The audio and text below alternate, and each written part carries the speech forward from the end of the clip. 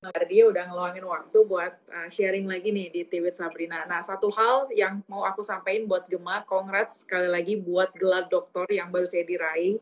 Yang menurut aku ini luar biasa ya, karena nggak banyak nih orang yang bisa dapat gelar doktor juga di hari gini yang mungkin aktivitasnya udah segudang, tapi Master Gemma masih tetap mau ngeluangin waktu untuk terus belajar, edukasi, dan lain sebagainya. Nah, mungkin buat sebelumnya nanti bahas ke topik kita, aku pengen dengar juga nih dari Gemma, mungkin boleh sharing nih, terkait dengan jurnal disertasi yang aku dengar-dengar nih bahas juga nih terkait dengan ada astronaci-astronacinya ya. Kira-kira gimana nih Gemma? Oke, Assalamualaikum warahmatullahi wabarakatuh. Shalom, Om Swastiastu, Namo Buddhaya, salam kebajikan, salam cuan ya buat semuanya, followernya Sabrina. Ini kali kedua, terima kasih sudah invite saya lagi. Jadi mudah-mudahan malam ini kita bisa ngobrol-ngobrol di hari Minggu ini ya, biar minggunya lebih ceria. Jadi kalau tadi dibilang saya kemarin terima doktoral, terima kasih. Sabrina ini juga kandidat saya lihat nih. Kapan tuh? Ya, doakan aja ya. lagi ngambil. Oke, ya aku perjalanannya 6 tahun ya, 2015, harusnya 2020 kemarin sidang promosi, tapi karena COVID semuanya mundur begitu. Jadi ini adalah sejarah sebenarnya, karena satu-satunya yang maju ke doktoral dengan berani membawakan financial astrologi dan khususnya technical analysis digabungin semuanya, di mana research gap-nya adalah value investing punya kelemahan, technical analysis punya kelemahan, yang nyambungin mereka adalah si astronacinya. Jadi dari situ akhirnya kita ngebuktiin selama perjalanan gue 14 tahun itu, selama ini mungkin banyak yang ketawain gitu ya, mungkin maklum lah, kita maklumin aja kalau orang nggak pernah study yang benar-benar serius ya mungkin akan ketawa.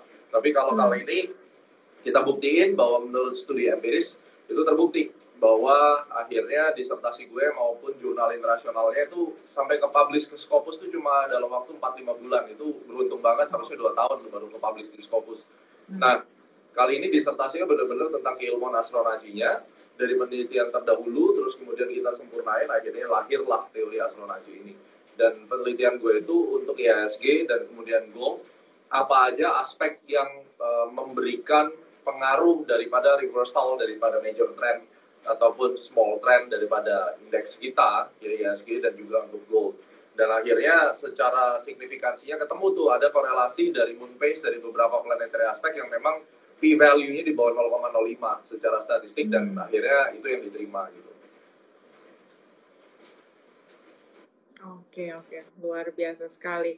Nah, mungkin menyambung tadi yang udah disampaikan dari Gemma juga nih, aku sebenarnya baru aja juga nonton nih terkait dengan YouTube-nya dari Astronaci yang bahas terkait dengan timing cycle low, cycle high, dan Agustus 2021 tuh kemarin hampir tepat banget ya, atau tepat banget lah pokoknya perhitungan dari Gemma gitu melalui Astronaci. Nah, itu boleh sharing nggak nih? Kira-kira gimana?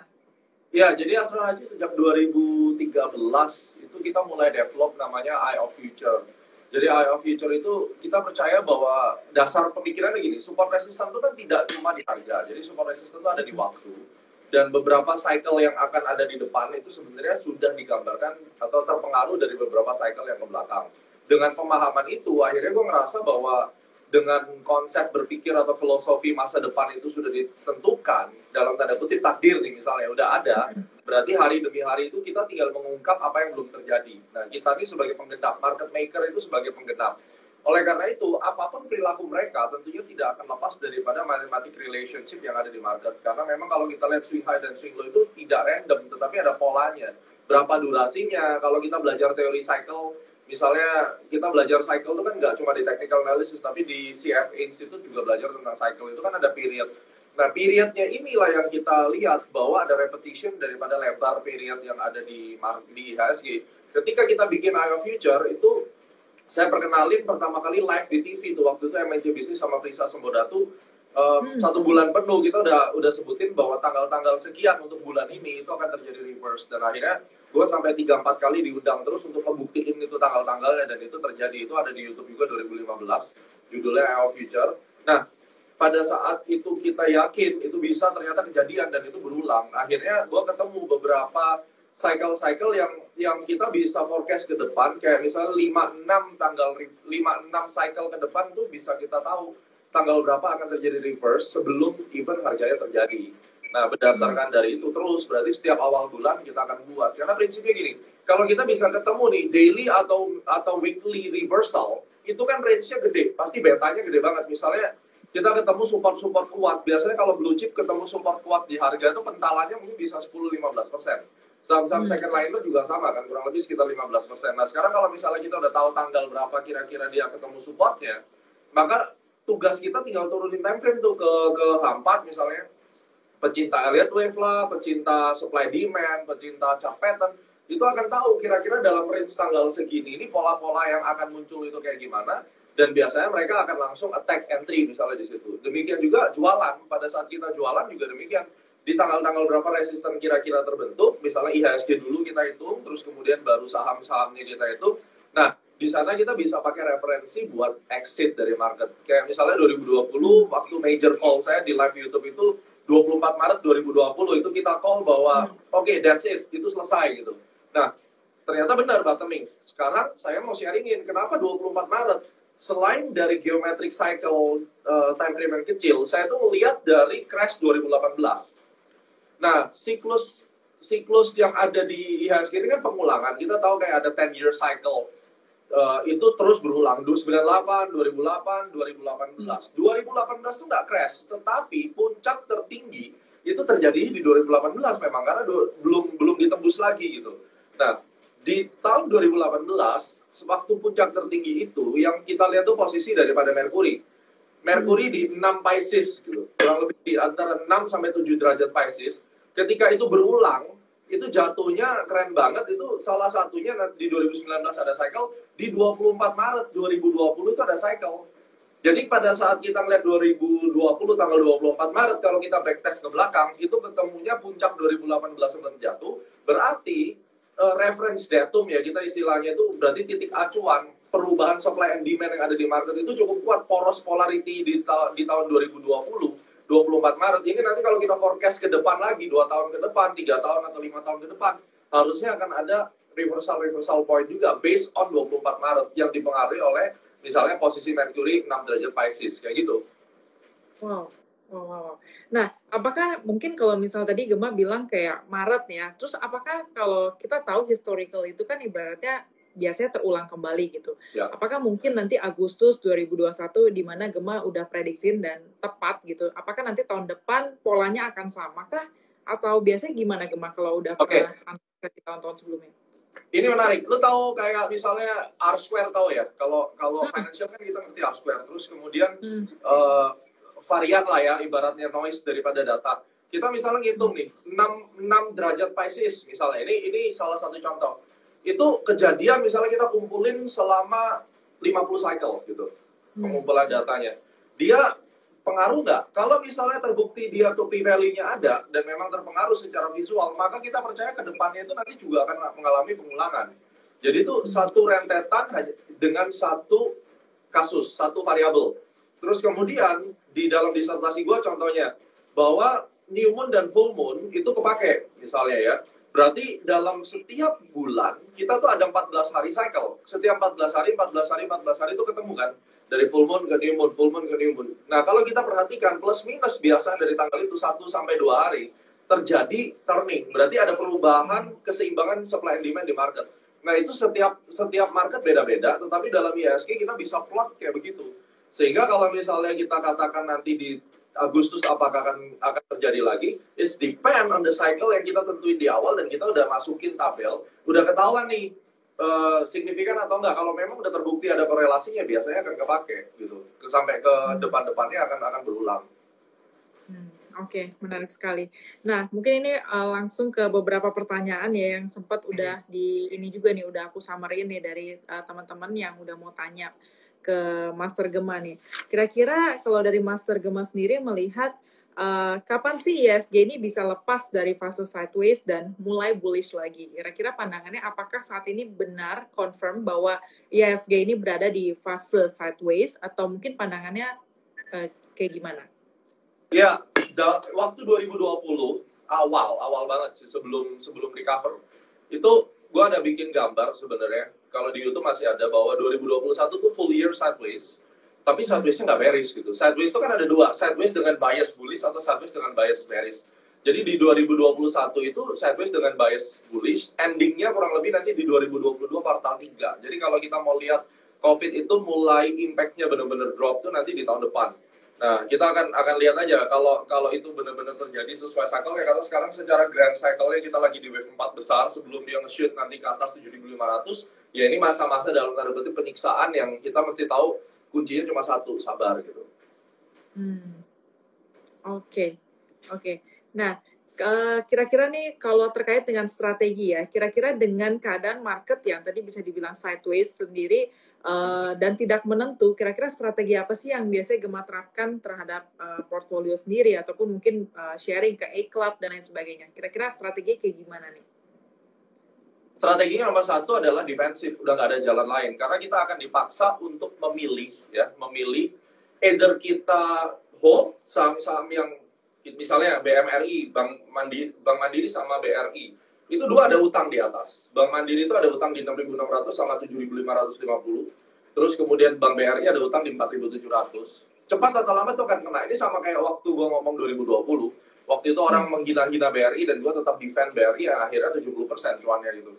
Nah, pilihannya cuma satu. Secara mature, kita mau invest dan kita hold sampai kelar dia nanti mungkin akhir tahun atau kuartal 1. Yang kedua, portofolio at least kita weighted average portofolio gitu. Kita masukin beberapa saham-saham second liner mau tidak mau. Nah, yang ketiga opsinya, sekarang ini kan ada CFD saham Indonesia di Orbitrade. Jadi lu bisa short selling. Nah, ini yang gue mulai perkenalin ke beberapa strategi trader. Pada saat saham big caps-nya yang lu pegang misalnya merah, maka jangan stick di merah itu. Ambil CFD-nya, short sell di situ. Nah, itu di Orbitrade udah bisa dilakuin. Soon Oktober ini mulai launch, sekarang masih lagi trial di Democon-nya. Nah, itu bisa jadi salah satu teknik untuk kita ngatasin market yang lagi sideways. Ya. But overall, kalau misalnya market sideways, ya memang nggak ada lain. Kita mesti defensif, dan pada saat kita tahu secara long term, kita combine ya, antara value investing untuk saham-saham yang masih valid secara value investing. Begitu PBV atau PE-nya standar deviasi 1,5 minus atau bahkan nyentuh 2, nggak ada lain, kita cari tekniknya false break aja. False break kita beli, masuk per 5%, masuk lagi 5%, dan stick satu saham. Kita pisahin satu portofolio untuk main kejar-kejaran. Misalnya kayak sama-sama banking, yang kita average secara bertahap, cari false break-annya itu adalah big banks-nya, yang small bank-nya mungkin kayak Bank Neo, kayak gitu, kita masuk untuk trading, tetapi portofolio bobotnya mungkin cuma 20-30%. Sehingga pada saat kita constructing manajemen portofolionya kan ketahuan tuh kalau kita pakai average, geometric average-nya misalnya compounding, ataupun kita misalnya pakai weighted average untuk ngitung secara keseluruhannya, kan nanti ketahuan komposisinya yang paling baik mana. Tapi saran saya kalau kita sebagai fund manager mengelola portofolio dalam hal retail, tambahin satu, misalnya 10% itu untuk CFD saham Indonesia misalnya, kita bisa short sell jadi nge-hedge. Nah itu pasti ngebantu banget. Oke. Nah tadi Gema sempat mention ya terkait dengan boleh tuh perhatiin maksudnya saham-saham yang memang secara value masih bisa dikatakan value investing, kita bisa terapkan ke sana, tapi sahamnya masih under value. Nah, mungkin kondisi sekarang tadi, mungkin teman-teman bisa perhatiin ya, tadi Gema juga sempat mention ada BRI yang punya hutang masih berada di nanti levelnya di 4.700 dan lain sebagainya. Nah, kalau dari sektor lain nih, tadi Gema sempat baru bilangnya banking. Kalau sektor lain apa nih yang mungkin bisa jadi radar teman-teman nih buat diperhatiin? Oke, di bulan lalu saya campaignin saham-saham batubara ya. Jadi dari coal mining situ kita pegangannya ITMG, terus kemudian Harum saya belum lihat, tiba-tiba aja kan kemarin Harum meledak ya. Cuma gue pegang ITMG. Berarti pilihannya cuma itu. Jadi ITMG kita ambil, terus kemudian banking, terus kemudian manufakturnya kayak Asta Internasional. Jadi mesti diingat nih, sejak babak belur Januari ya, terutama Januari 2021, market tuh makin kesini adalah hype driven. Jadi bukan lagi value investing atau technical analysis driven, no. Market di Indonesia udah berubah behaviornya menjadi hype driven. Ini yang bahaya banget. Jadi pada saat kita nggak aware bahwa ini hype driven, maka Anda akan ketinggalan. Dan agak sulit nyari, terus terang aja, bukannya gampang loh, nyari 700 saham yang kemudian bukan sektoral yang bergerak. Kalau zaman mungkin 7-8 tahun yang lalu gitu kita bicara rotation daripada sektor, kayak zaman awal kita masih syuting bareng di MNC Business waktu itu, belum ada channel lah ibaratnya, masih MNC Business kan ngobrolnya tentang sektor rotation lah apa, sekarang udah nggak ada hype menurut gue, dan itu nggak gampang untuk cari hype, dan hype-nya itu bisa lompat-lompat. sometimes saham-saham yang bener-bener yang gorengan keras itu yang naik gitu. Tapi kan pertanyaannya adalah kita nggak bisa nih untuk pindah-pindah ke saham-saham yang gorengan-gorengan gitu. Kalau misalnya fund lu juga gede kan repot kan posisinya. Nah, itu yang jadi pertimbangan. Jadi gue tetap stick 70% portofolio tetap ke big caps, dan memang udah kalau kehantam sideways kayak gini ya growth-nya otomatis nggak bisa signifikan. Biasanya portofolio asuransi akan naiknya eksponensial tuh ketika saham big caps-nya naik dan kita tuh ngejagain timing di mana mereka tiba-tiba kayak drop tanpa alasan, drop 7% sehari. Nah, itu kita berani makan di bawah. Habis itu kan besoknya udah pasti naik lagi. Dia kalau recover lagi kan kita udah dapat banyak kayak gitu. Nah, untuk yang saham-saham lainnya mungkin menurut gua berikutnya adalah poultry. Jadi saham ayam nih kayaknya walaupun dia sideways tetapi tendensinya bakal terus naik lagi gitu.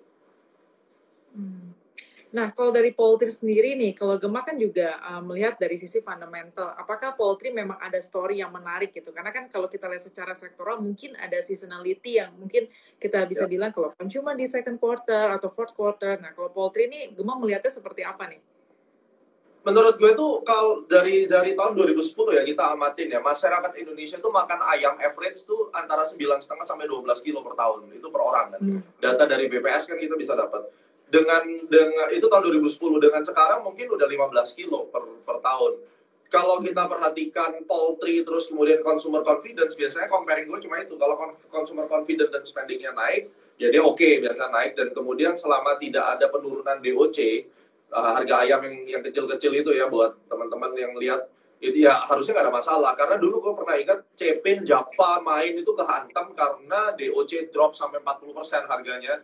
Dan itu akhirnya membuat saham-saham poultry itu diam selama setahun. Nah, itu bisa menjadi clue. Jadi buat yang baru-baru masuk ke market untuk lihat saham poultry itu kuncinya sebetulnya manusia di Indonesia udah pasti makan ayam deh. Kalian mau keliling dimanapun ayam udah tetap laku selama mereka nggak fanatik. Gue cuma maunya makan ayam kampung gitu. Selama dia masih mau makan ayam ras gitu, ya ini bakal naik terus. Makan nugget dan seterusnya ya. Tapi kalau harga DOC-nya trendingnya turun, itu kita mesti cuci gudang deh. Tapi kalau harga DOC-nya tendensinya terus naik gradually dan kemudian PPKM mulai dilonggarin dan bisnis mulai jalan, otomatis kan consumer spending bagus.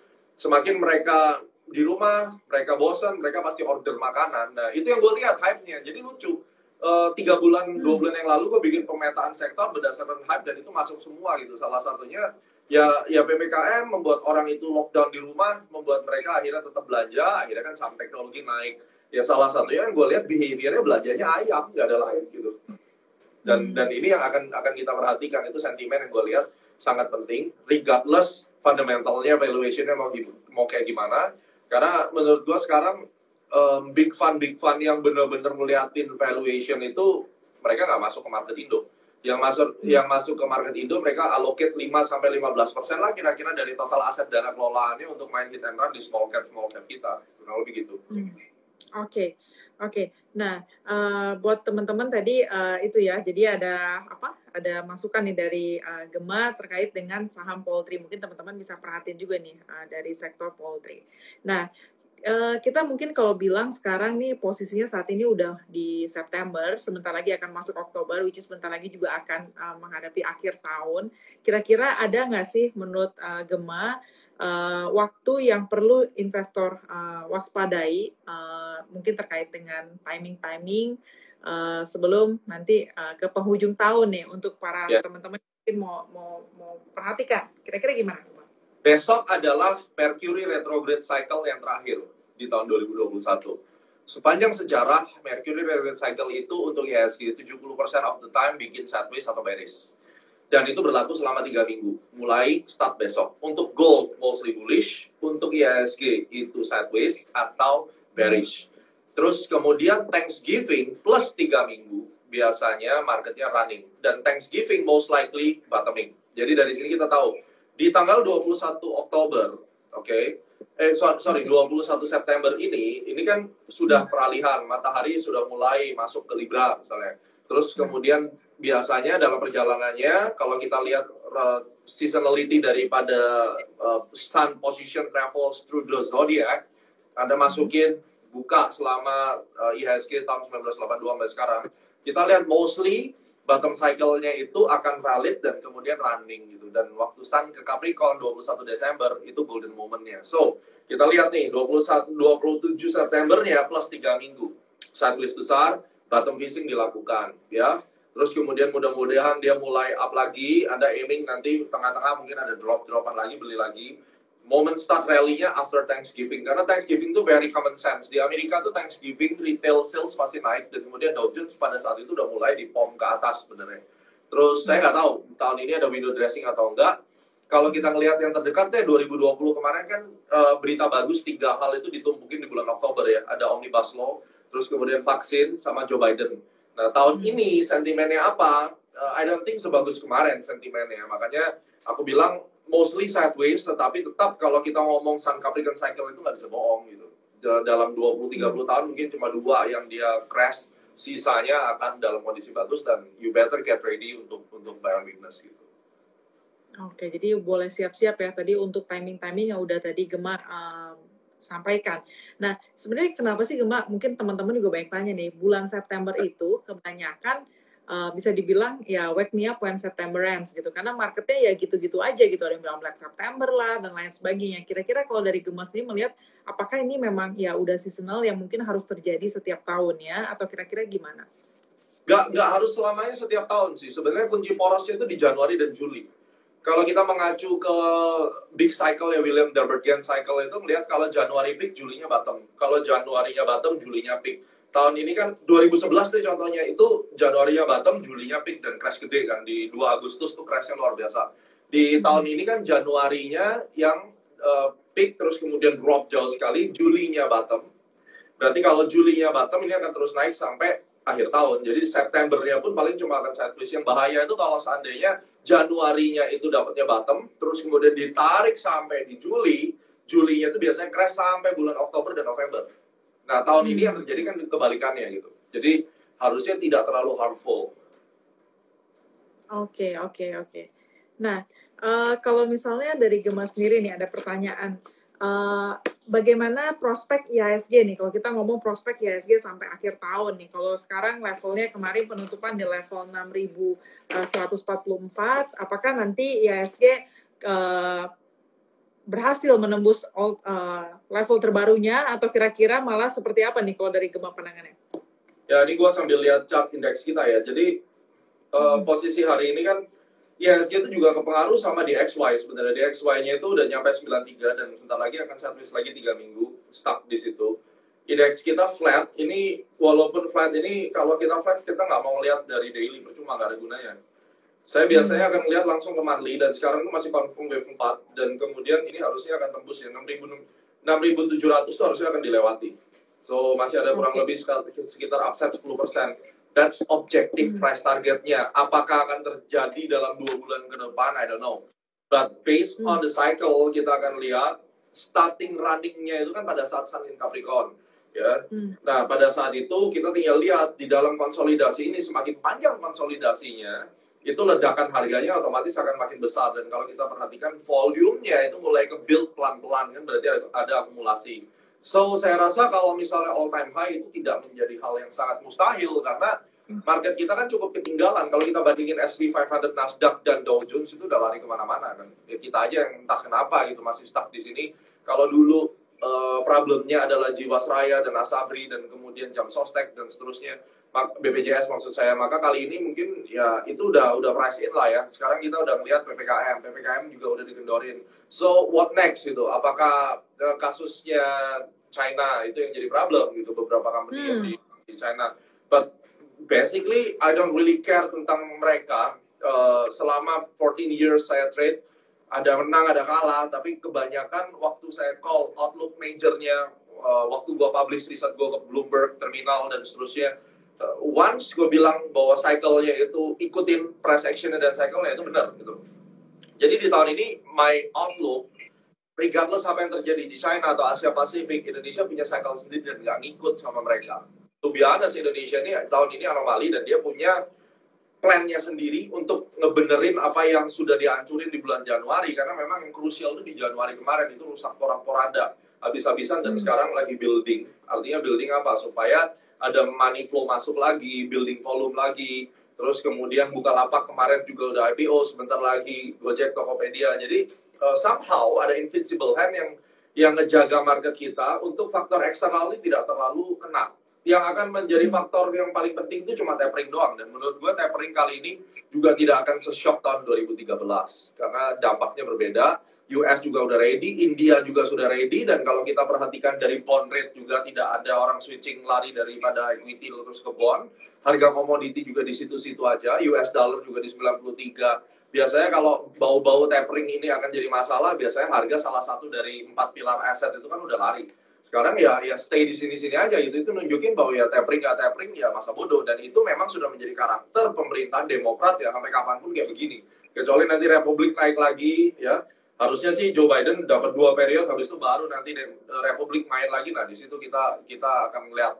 Tapi kan masih lama tuh. It's another 3-4 years ke depan aja kita masih akan dalam lingkup permainan soft kayak sekarang. Oke. Jadi kalau kita bilang dari kondisi global concern terkait kasus Evergrande, terus juga mungkin dari tapering, sebenarnya Indonesia sendiri bisa dibilang sudah memprice in ya, Gema ya, untuk Price in, udah price in lah. Dan sideways ini yang bikin orang sebel gitu. Ini yang kita mesti hati-hati juga buat pemula, jangan emosional lah kena sideways gini, karena lu lebih baik melihat yang jangka panjang. Dan kalau aku lihat kan sekarang noise di market kan makin parah ya. Jadi kayak scalper makin banyak, terus orang-orang yang retail mulai bikin komunitas ya bagus sih untuk nambahin duit ke market. Tapi kalau kita lihat dari komen-komen orang-orang yang ada di sini itu nunjukin satu gambaran bahwa a lot of people, maybe 40 to 50%, they don't know what they are doing di market kita gitu. Jadi kalau kita mengacu zaman-zaman kita dulu 2007, gua masuk 2006, 2007 itu slightly different dengan sekarang karena informasi yang begitu cepat, banyaknya grup-grup yang saling share informasi ini membuat hype itu makin besar di pasar modal kita gitu. Yes. Oke. Nah, kalau misalnya mungkin ya ada beberapa pertanyaannya juga nih dari teman-teman yang mungkin udah bisa kita kita naikkan nih. Nah, ini ada pertanyaan nih, Gema. Tadi Gema sempat bilang juga. Boleh. Nah, terkait dengan harga komoditas nih, kan kalau kita lihat memang harganya di situ-situ aja ya. Tapi baru aja kayak Harum, kayak ITMG kemarin mengalami rebound lah yang cukup signifikan gitu. Namun di sisi lain sebetulnya concern dari para fund manager ataupun investor melihat kan komoditi which is batu bara ini dianggap musuhnya ESG gitu. Nah, kalau dari Gema sendiri pandangannya kayak gimana nih? Sorry, batu bara apa tadi sebutnya? Bisa dibilang saat ini musuhnya ESG lah, karena kan sekarang lagi fund manager asing juga mulai ngeliatin ya, kira-kira gimana nih yang dilakukan dari company-company yang bergerak di batu bara gitu, dari sisi environment-nya, sosialnya, governance yang saat ini ya menjadi concern juga gitu. Kira-kira gimana melihatnya kayak gimana? Ya, menurut gue sih kalau masalah eco ada hubungan dengan green environment dan seterusnya, I don't think it's a big problem, kecuali nanti misalnya ada ban kayak gitu ya. Selama dia nggak ada ban dan seterusnya sih nggak ngaruh. Dan khususnya untuk ITMG, kalau you jeli memperhatikan, ITMG itu korelasinya negatif sama ISG, jadi kebalikan terus. Indeksnya plus merah, hijau, ITMG-nya merah. Kebalikannya, jadi kalau mau kayak trading ITMG mesti dibalik. Pada saat ISG-nya merah, itu kita mulai cari siap-siap beli saham ITMG atau mungkin coal gitu. Nah, yang gue perhatikan di situ. Jadi kalau misalnya dikatakan apakah saham-saham batu bara ini akan terus up, menurut gue kalau dari sisi price action ya sebentar aku intipin ya, karena aku pegangannya kan ITMG juga nih. ITMG itu udah terlalu jauh juga ke diskon kan. Jadi ya dia punya lah kesempatan untuk dia balik at least ke 25.000 harusnya ada. Walaupun tidak langsung satu garis. Setidaknya ya yang memiliki reason untuk naik dan big fund mau invest tuh paling nggak untuk saat ini ya cuma batu bara gitu, apalagi gitu. Dan itu sangat tergantung dengan kebijakan daripada coal reserve-nya China. Di luar daripada itu juga nggak ada gunanya kalau seandainya lu mau explore batu bara, nemuin lahan baru, terus kemudian lu mau exploit dan produksi. Kalau misalnya China nggak ngambil, habis juga. Kita kan udah pelajari dari tahun 2010 berapa banyak kita melalui proses melihat kecenderungan bahwa batu bara Indonesia itu sangat-sangat terhubung dengan yang namanya China punya demand. Begitu China kemarin mengatakan bahwa gue mau reserve untuk 100 tahun ke depan cadangan, gue mending beli. Nah, dia mulai beli lagi langsung lah bottoming. Harga DJ Coal juga naik kan.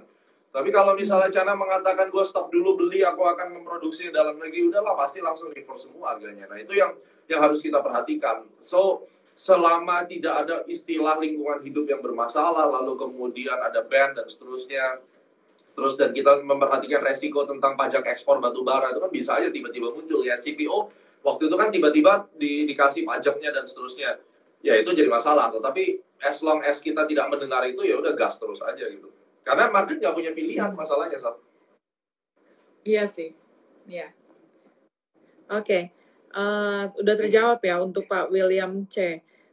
Ini ada pertanyaan juga nih menarik nih. Ini ada sedikit malah bahas gold sih, tapi ada bahas juga kan terkait dengan ilmu astrologinya nih. Gold mulai Senin bullish karena Mercury retrograde. Nah, kalau kita bahas terkait dengan Mercury retrograde, apakah gimana nih korelasinya dengan IHSG nih? Kalau Gemma ngelihat kalau gold dikatakan bullish, kalau IHSG apakah sejalan kah atau kayak gimana?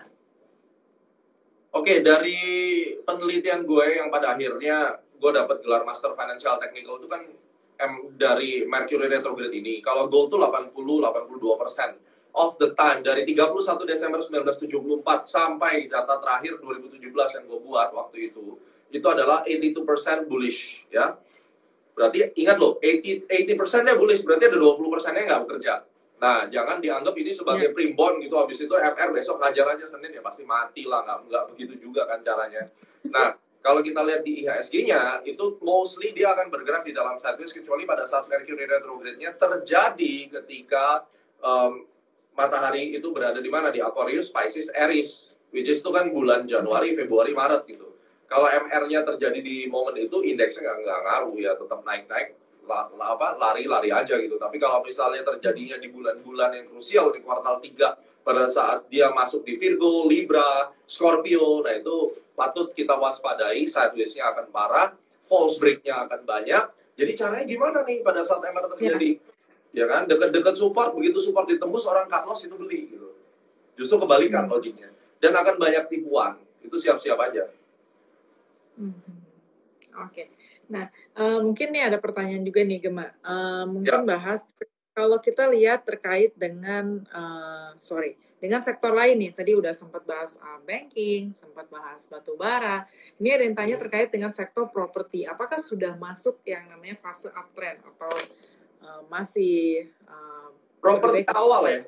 Gue rada gedek juga sama properti ini. Soalnya ada saham yang aku simpan, memang buat agak panjang. Itu ada ASRI, itu gue masih nyangkut karena memang mau simpen agak panjang. Mau cut loss juga percuma cut loss. Kenapa? Karena kalau kita lihat secara gedenya, ini barang-barang dari properti ini mulai bottoming, tapi konstruksi belum ya. Jadi kayak BSDE lah, terus kemudian Alam Sutra, tapi bottomingnya pun ini kalau kita lihat dari skala weekly gedenya, it's not about 1-2 weeks ya. Ini kita bicara tentang kurang lebih sekitar 12 sampai 18 minggu ke depan punya cerita. So, I don't think kalau Anda punya uang dan kemudian mau diallocate ke properti, menurutku bakal agak lambat. Mendingan coba cari saham yang lain, yang kira-kira lebih kencang, misalnya tetap aja kayak banking gitu, misalnya ya kembali lagi ya banking, tapi ada yang banking based on technology, digital banking misalnya kayak gitu.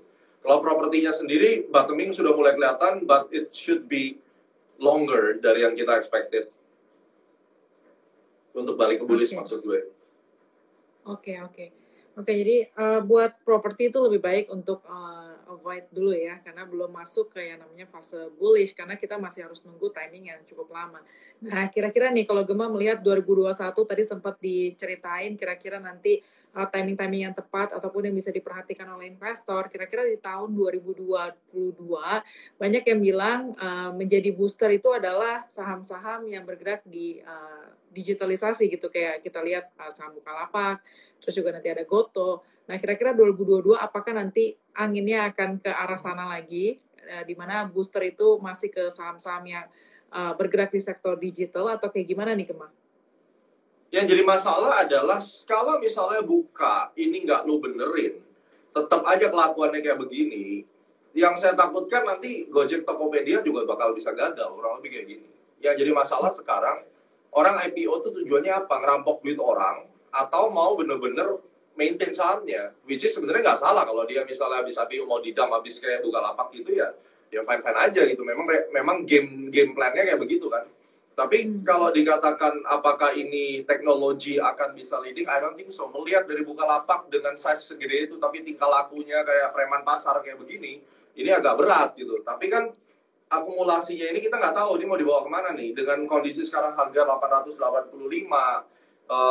terus kemudian dia dibikin sideways 5-6 minggu, maybe di 2022 akan running. Dan gue udah punya listnya ya, list daripada perilaku Mansek sama UBS itu kan udah kelihatan. Gue udah bikin di YouTube juga dari tahun 2010 sampai sekarang. Hanya 18-22% kalau tidak salah. Dia itu naik sampai hari ketiga. Hanya 28% naik after 3 bulan, habis itu kelar gitu. Jadi kalau kita perhatikan sekarang kan belum sampai 3 bulan juga nih. Harusnya belum ya. Terakhir tanggal berapa? Bulan apa sih dia? Juli ya? Ya baru 2 bulan nih.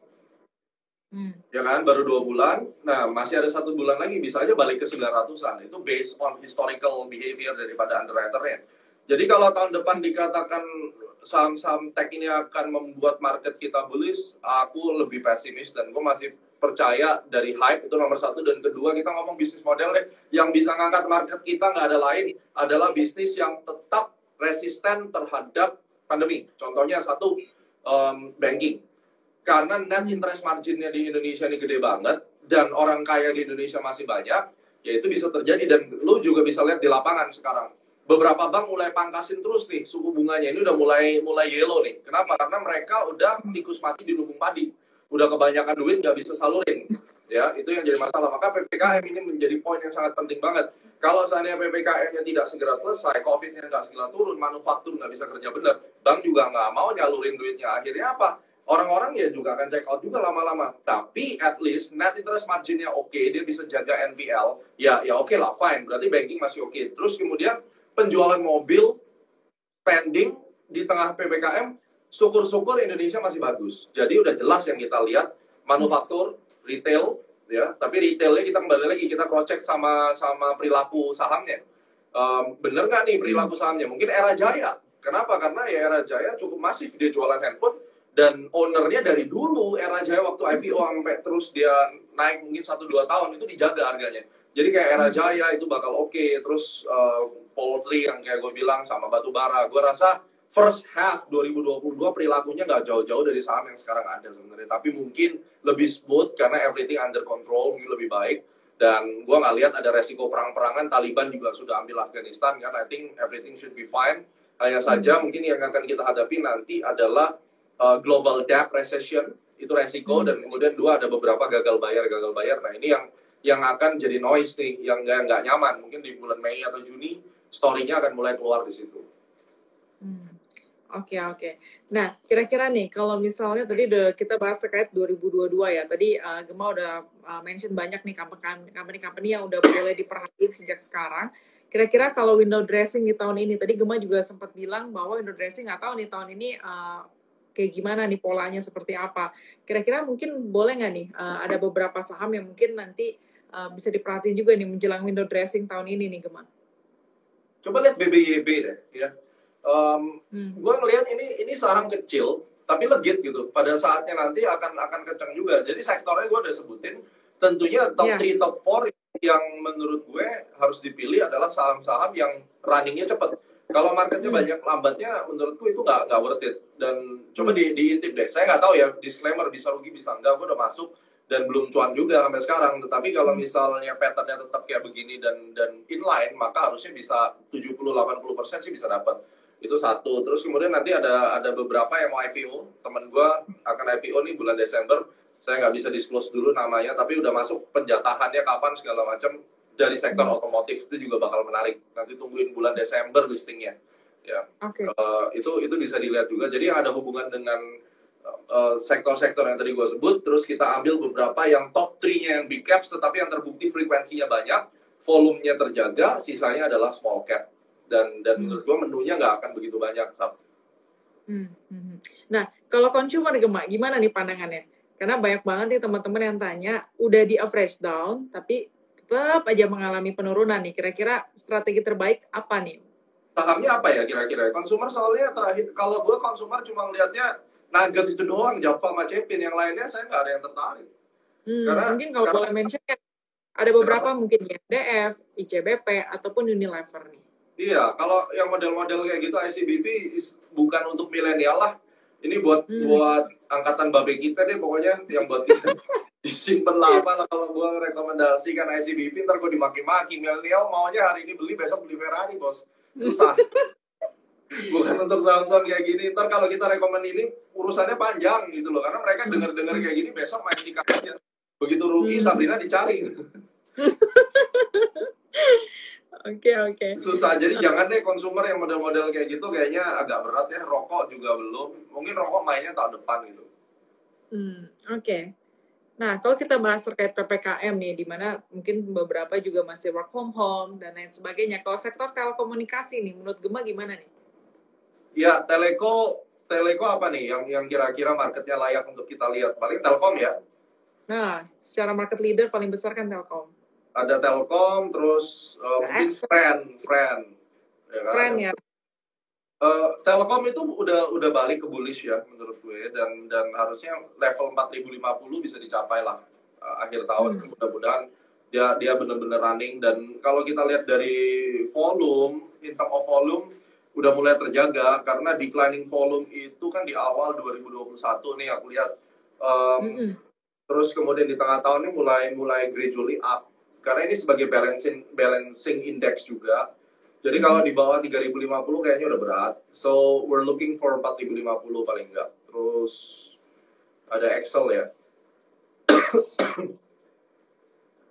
Sama nih, Excel kan juga. Excel lagi sideways panjang. Jadi 3700 lah kurang lebih maksimum. Selama dia nggak jatuh di 2500 saja masih oke nih Excel. Oke, jadi bisa diperhatiin ya buat teman-teman ya, dari tadi yang udah disampaikan Telkom, ada Excel, tadi sempat disampaikan juga tuh level-level yang bisa dicapai. Jadi buat teman-teman yang mau invest, ini jadi tepat banget. Boleh perhatiin ya saham-saham tersebut. Tapi jangan lupa tetap disclaimer on. Nanti juga bisa diperhatiin juga technicalnya, kira-kira entry level terbaik seperti apa dan lain sebagainya. Betul. Ya, oke. Nah, ini sebenarnya banyak banget nih pertanyaan lagi nih. Kalau misalnya Gema sendiri nih, sebenarnya suka nggak sih masuk ke saham yang IPO? Kayaknya enggak deh, kecuali gue kenal ownernya dan udah pasti gue tagihin, aku minta jatah lot man gitu misalnya. Harga mungkin kalau misalnya dia cornering, udahlah nggak usah pakai analisa bulan bintang atas bawah, udah tanya aja sama temen lu cornering berapa, ada gue ikut 2M 3M lu kasih gue, udah gitu aja. Tapi kalau ownernya nggak kenal, ya udah kayak Bukalapak, aku masuk, aku ngebid 1M dikasih cuma 1 juta sab, ya udahlah. Hari kedua aku jual, lumayan bisa buat beli cilok paling enggak. Iya. Nah, karena mungkin kalau IPO sendiri bisa nggak sih Gema, mungkin kalau dari ilmu astronaci ngelihat dari gimana itu, karena nggak ada historical technicalnya juga ya. Kemarin waktu Bukalapak gue lihat itu, tapi nggak bisa terlalu akurat lah. Susah, itu nggak bisa didetek, karena gimana ilmu astronaci tetap butuh histori. Jadi kalau misalnya ada benar-benar naked yang belum ada historinya, itu semua nanti cocok-cocokan, percuma juga. Yang ada mungkin ya, gue akan perhatikan di tanggal tersebut pernah ada IPO apa sebelumnya, terus planetary alignment-nya apa, lalu kita lihat psikologinya gimana, paling itu doang. Dan karena tetap yang kita hitung kan astrologi dan Fibonacci. Astrologi itu nggak bisa stand alone, jadi kalau misalnya lu nggak punya konsep cycle yang dan price action yang benar, itu nggak akan kepake. Nah, sehingga pada saat kita lihat waktu dia go public, secara sektornya dia apa, itu kita lihat posisi matahari pada saat itu di zodiak apa, apakah menjadi lawan secara energi atau vibration terhadap sektornya atau tidak. Kalau dia misalnya secara energi atau vibration di dalam posisi alignment planet pada saat itu positif untuk sektornya, biasanya bagus. At least seminggu pertama oke gitu. Oke. Wow, menarik banget ya. Jadi astronaci ini sangat luas ya. Jadi ilmunya bisa belajarin yang IPO, terus juga bisa saham-saham yang mau dilihat kira-kira timingnya kayak gimana. Nah, Gema mungkin tadi ada beberapa juga nanya nih, kalau ada mau ngambil CAT ya, itu juga nanti bisa hubungin astronaci ya? Ya, CAT setahun sekali, yang tahun ini kayaknya udah ditutup, tapi coba tanyain aja nanti, itu certification setahun ya. Jadi mungkin one day Sabrina juga bisa bantu ngajar juga, kan jagonya valuasi itu. Boleh. Oke. Nah, mungkin nih satu kalimat penutup nih dari Gema nih. Mungkin tadi kita udah bahas banyak banget saham-saham yang menarik dan lain sebagainya. Dan juga buat teman-teman juga jangan lupa ya buat subscribe YouTube-nya Gema. Karena menurut aku itu banyak banget edukasi-edukasi penting. Karena aku sendiri setiap kali Gema upload, aku pasti nonton gitu. Karena menurut aku itu informasi-informasi yang bisa aku peroleh gitu. Nah, kira-kira apa nih yang bisa Gema sampaikan nih untuk kalimat penutup buat teman-teman newbie yang udah pada nonton ataupun teman-teman yang memang biasanya juga invest. Belajar manajemen portofolio yang benar, ya. Terus kemudian risk management. Ada trading nggak bisa lah kalau misalnya di dalam trading saham nih khususnya, misalnya lu dengerin Gema bicara, bisa aja aku lagi trading atau misalnya aku lagi ngelit E-Club 1, 2, 3 bulan loss gitu. Terus kemudian lu pas lagi di lossnya lalu lu ngejudge bahwa wah jelek segala macam, karena fund manager terhebat di muka bumi ini aja kalau ngeliat tuh selalu annually gitu setiap tahun. Dan yang dilihat itu bukan hari ini lu beli saham apa besok bisa tarik buat beli apa, enggak. Kita ngomong tentang manajemen portofolio, kita pembobotan, kita desain portofolio. Kalaupun bulan 1 kuartal kita loss, pasti ada kuartal 2, kuartal 3. Jadi pesan gue lebih belajar secara profesional menghandle portofolio, bukan lagi dengan emotion. Nanti ada tahapnya lah, sekarang mungkin emosional banget, tapi nanti lebih dewasa, karena gue juga kayak gitu dulu. Terus yang kedua adalah, sekarang sudah ada alternatif untuk kita bisa trading CFD saham Indonesia, bisa short sell saham Indonesia, tapi ini tidak ke market ya, jadi kayak over counter, ada liquidity provider yang nyediain, which is gue juga udah mulai nyoba, sehingga kalau misalnya lu nyangkut, ya udah nggak apa-apa nyangkut, misalnya kita nanti short sell di over the counter marketnya di CFD-nya, nanti bisa dapat profit di situ, misalnya. Nah, itu bisa dipertimbangin, nanti tanya aja ke Instagram gue, ntar aku bantuin. Terus yang ketiga, pesan gue tetap sama, jangan gunakan keterbatasanmu untuk menilai dunia yang tidak terbatas, karena banyak banget hal yang kita akan pelajari, dan banyak banget orang-orang yang terus bisa akan mengarahkan ke arah benar. Hati-hati untuk mengambil sebuah ilmu, karena tidak semua orang yang sekarang dengan modal YouTube, dengan modal Instagram, itu ilmunya benar. Once Anda kesasar selamanya nggak bisa balik. Itu aja pesan saya. Prinsipnya tetap common sense, tetap logik, dan jangan berinvestasi lebih dari kerugian yang Anda bisa tanggung. Oke, thank you so much Gema buat Thank you. Sukses terus. Terus